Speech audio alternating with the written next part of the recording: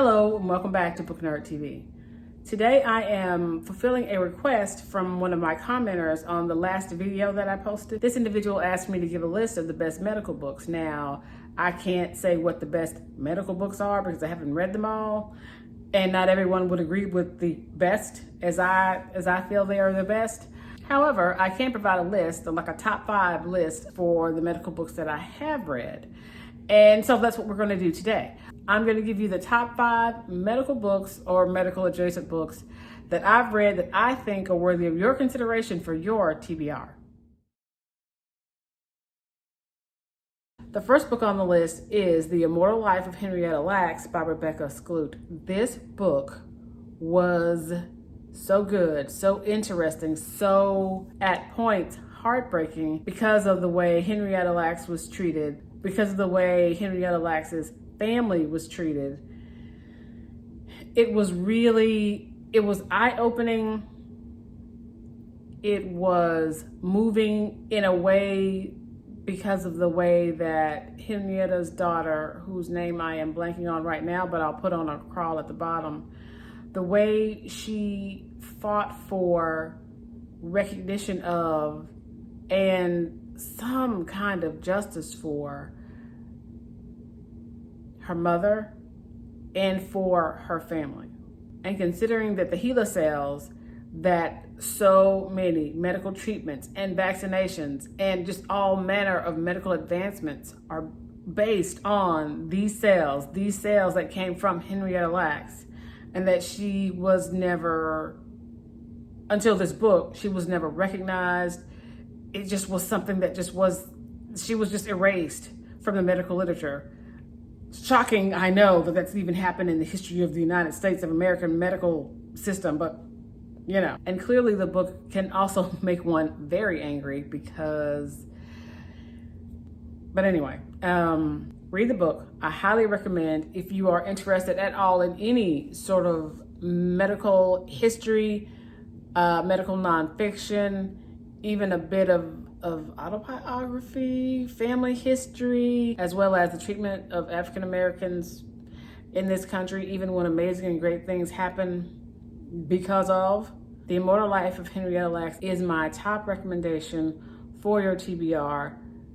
It is a wonderful book. It can be angering and frustrating, but also inspiring and touching. And I think everyone should know about The Immortal Life of Henrietta Lacks.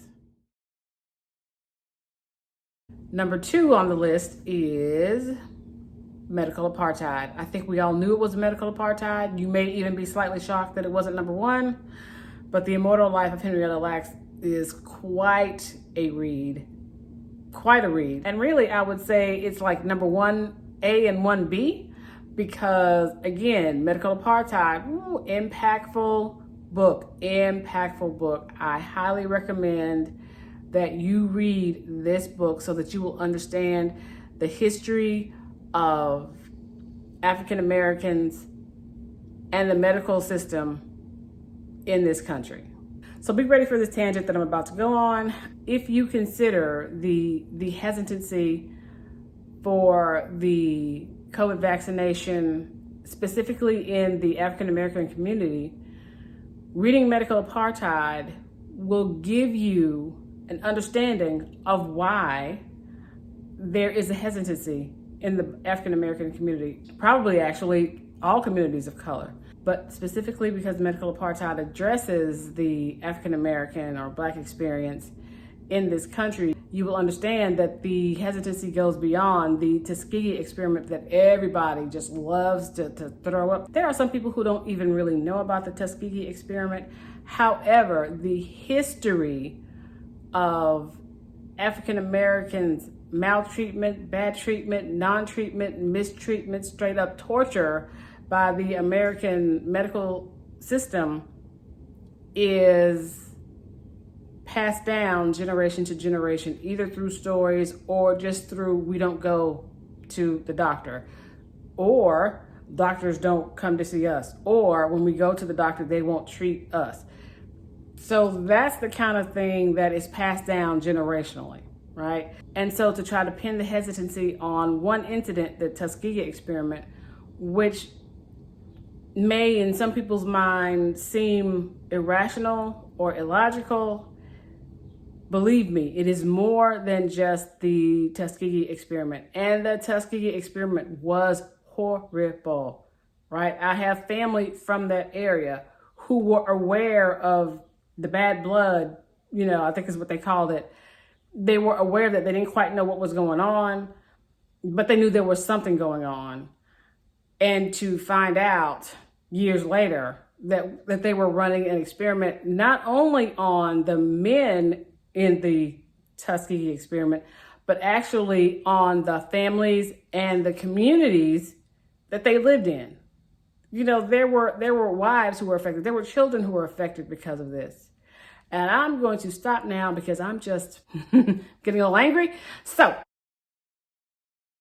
as I've said before, the present has a past. There is a history to why things are happening or why reactions are the way they are right now. And Medical Apartheid is one of those books that can give you a perspective on the African American experience with the United States medical system. I highly recommend that you read it. If you're anything like me and reading books can make you, anxious or frustrated or angry or hurt, this book may take a while for you to read. It took me, I really think it took me almost a year or a little over a year to get through the book. For me, it was a hard read, but it was a great read. And I highly recommend that you put this book on your TBR. And when you finish, let's talk about it. I would love to have a conversation about this book in the comments. The thing I love about shooting with natural light is you just never know when the clouds are going to show up. You just never know. It's amazing. It's wonderful. And I don't feel like getting out of ring light, so it is what it is. Anyway, the next book, number 3 on my list, is The Great Influenza by John M. Barry. I don't have a physical copy of the book. I would swear I bought this book, but I can't find it. So clearly I just thought I bought it. I probably put it in a shopping cart somewhere and just forgot to purchase it, but neither here nor there. I'll put a little graphic up about right here. So I read The Great Influenza, I know, well over 10 years ago. It was a really fascinating book about the pandemic from 1918 to 1919. And when I read this book, I knew maybe nothing or very little about the pandemic that hit this country in the early 1900s. Somehow, I really don't remember it from like history books in school, in high school. I don't really recall it from college either. So if it was covered, it was just something that was, information in, information out for testing purposes, but it really didn't grab my attention. So roughly 10, 12 years ago, because of the medical nonfiction reading kick that I was on, I happened to read The Great Influenza. This book was very interesting because it gives you the history.